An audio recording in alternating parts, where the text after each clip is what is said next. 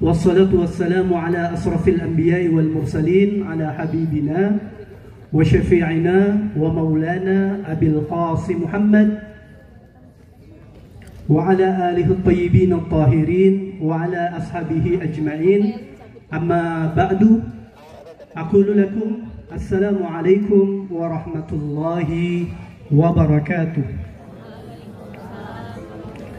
Alhamdulillah, puji syukur kepada Allah Subhanahu wa taala. Di pagi yang cerah ini kita masih dianugerahi berbagai macam kenikmatan yang tidak bisa kita hitung.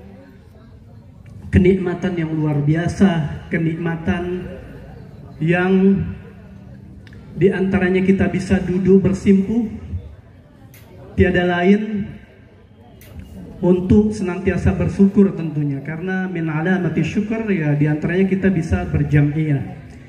Salawat serta salam kepada Rasulullah Sallallahu Alaihi Wasallam. Marilah kita senantiasa sampaikan, dan juga bagi keluarganya yang telah disucikan. Kemudian yang saya hormati keluarga besar yang sedang berbahagia, yaitu keluarga Bapak Haji Sudibyo dan Ibu Hajah Nung Haryani, beserta keluarga besar Mama Hajah Dede, serta keluarga besar Bapak Haji Rojak dan Ibu Hajah Ning. Dan yang saya hormati tokoh masyarakat, sesepuh kita Bapak Haji Syarif Hidayatullah. Kemudian yang saya hormati juga selaku petugas dinas KUA dari Wanaraja, Al-Mukarram Al-Ustadz Acep Cucu, dan hadirin dan hadirat para asatiz, para alim ulama yang tentu tidak bisa Al-Fakir sebutkan satu persatu namanya, tentunya tidak juga mengurangi rasa hormat saya ya pastinya. Ya, saya mungkin ditugaskan untuk mewakili dari keluarga besar Bapak Haji Sudibyo. Tujuan kedatangan kami ke sini tiada lain, yang pertama yaitu untuk bersilaturahim. Bersilaturahim kita menjalankan tugas, menjalankan firman Allah Subhanahu wa taala. A'udzubillahi minasyaitonir rajim. Bismillahirrahmanirrahim. Ya ayuhan nas, inna khalaqnakum min zakarin wa unsa wa ja'alnakum syu'uban wa qabaila lita'arafu. Inna akramakum indallahi atqakum. Sadaqallahul aliyul azim. Ini sebuah landasan argumentasi dalil nakli dari Allah Subhanahu wa taala yang menyatakan bahwa kita ini merupakan umat manusia yang telah diciptakan oleh Allah berpasang-pasangan, ada laki-laki, ada perempuan. Kemudian diciptakan bersuku-suku dan berbangsa-bangsa. Tiada lain untuk apa? Lita'arafu, untuk saling kenal mengenal. Ketika saling mengenal, kita akan tahu latar belakang, ideologi kita, idealisme kita, mungkin mazhab kita, agama kita. Tapi ketika kita memahami nilai-nilai penting dari sisi kemanusiaan, kita pasti akan menanggalkan sisi-sisi yang lain, karena kita semua bersaudara. Terus kita diarahkan untuk lita'arafu, berarti untuk saling mengenal sesuai dengan yang Allah firmankan dan juga yang telah Rasulullah amalkan. Kita pasti tahu pada saat dulu Rasulullah itu tidak pernah membeda-bedakan. Sayyidina Salman Al-Farisi dari Persia yang sekarang Iran, kemudian Sayyidina Bilal bin Rabah dari Habasyah yang sekarang Ethiopia. Kemudian mereka datang ke Jazirah Arab berkumpul dengan saudara-saudaranya dari kaum Muhajirin, kaum Ansor, berkumpul dengan Sayyidina Abu Bakar Siddiq, Sayyidina Umar bin Affan, Sayyidina Utsman ya. Kita bisa saksikan mereka bersatu padu, berkumpul, akhirnya bisa membangun semua tatanan sosial, tatanan negara madani yang kita bisa rasakan Islamnya hingga saat ini. Maka ini adalah landasan kita untuk bersilaturahim, yaitu menjalankan perintah Allah Subhanahu wa taala. Jadi luar biasa yang telah kita lakukan. Yang kedua, silaturahmi kita nih untuk apa? Al-Fakir di sini bawa akang nu pangkasepna ayeuna. Abang ganteng kalau kata orang Jakarta. Udah paling ganteng hari ini, paling kasep, raja di raja ya. Sultannya sultan, yaitu Kang Muhammad. Yang saya bawa beliau ini rencananya jadi poin kedua ini kita untuk menikahkan beliau dengan saudari Adinda Siti Al-Maidah dari keluarga besar Bapak Haji Abdul Razak yang berasal dari Wanaraja. Iya, ini mungkin saudara-saudara juga bisa menyaksikan. Saya datang tidak sendiri, tentunya membawa rombongan keluarga besar ya dari Ibu Haja Mamah Dede, yang mungkin kita membawa sedikit dari sesuatu yang telah Allah berikan kepada kami, yang semoga hadiah ini mungkin kalau secara materi tidak bisa diukur ya, tapi insya Allah kami datang dengan niat yang ikhlas. Semoga apa yang kami bawa, semoga keluarga kami yang datang ke sini juga dapat diterima oleh keluarga besar Bapak Haji Rojak.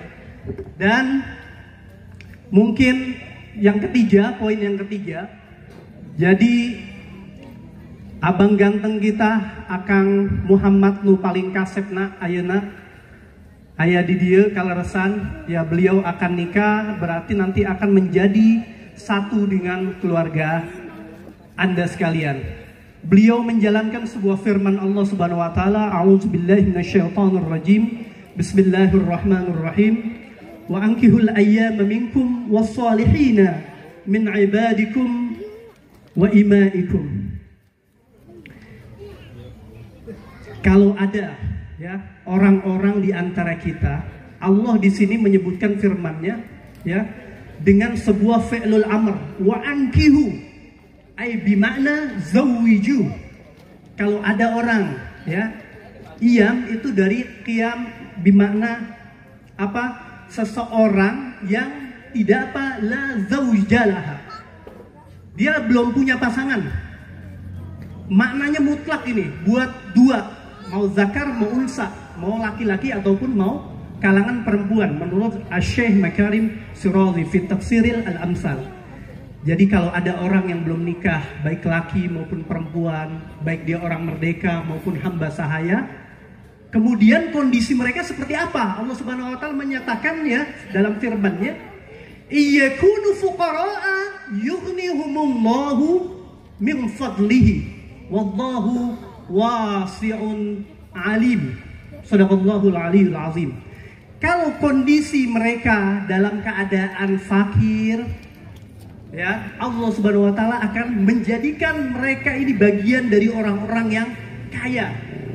Jadi jangan pernah kita punya anak sungkan-sungkan udah dewasa, kita tidak mau mereka apa menjodohkan atau menikahkan ya.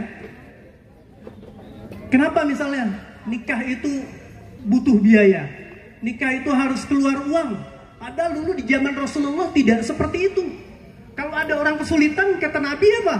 Zawiju, ankihu, nikahkan, suruh zuat. Ini pasti banyak yang pada jomblo nih, ada gak yang jomblo? Coba, masih ada yang jomblo gak? Banyak pasti ya. Nah semoga nih orang-orang yang seperti ini bisa cepat nikah daripada berbuat maksiat. Kalau Allah Subhanahu wa taala aja berfirman la taqrabuz zina, jangankan zina, mendekati aja nggak boleh. Ya, apalagi melaku. Nah, kalau kita nggak punya biaya, kita masih bisa bawa air putih, manggil ustadz, baca Quran gratis, dinikahin. Zaman Nabi itu nikah nggak ada yang mempersulit. Kita ingat sejarah bagaimana beliau menikahkan Sayyidatuna Fatimah Az-Zahra dengan Amirul Mukminin Al-Imam Ali bin Abi Thalib. Semua datang para sahabat ke rumahnya Rasulullah, minta biar bisa dinikahkan dengan putrinya. Tapi Allah Subhanahu wa taala menentukan, menakdirkan beliau menikah dengan Amirul Mukminin Al-Imam Ali bin Abi Thalib. Akhirnya menikah dengan sederhana, mengundang tamu-tamu.